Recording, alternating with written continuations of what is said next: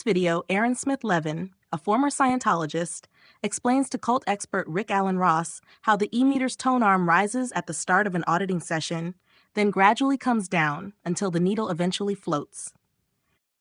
This happens because at first, the body's natural electrical resistance is high due to critical thinking, higher emotions, and biological functions above 7.1 hertz.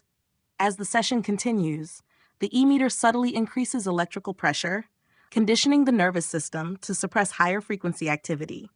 As resistance drops, the tone arm lowers. When the subject is fully conditioned into 7.1 hertz and below, the floating needle appears. Scientology calls this relief, but it's really a sign of neural suppression and increased suggestibility. Now let's hear Aaron Smith-Levin explain this to Rick Alan Ross.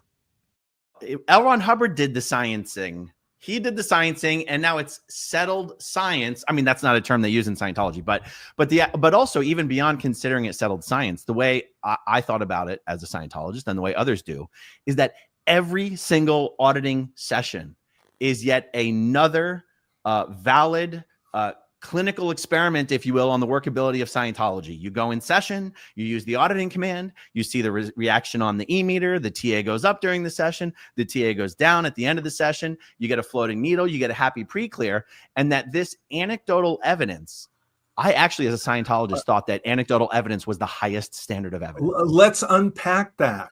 And that's the process in action. What seems like a natural progression in auditing is actually operant conditioning through electrical influence.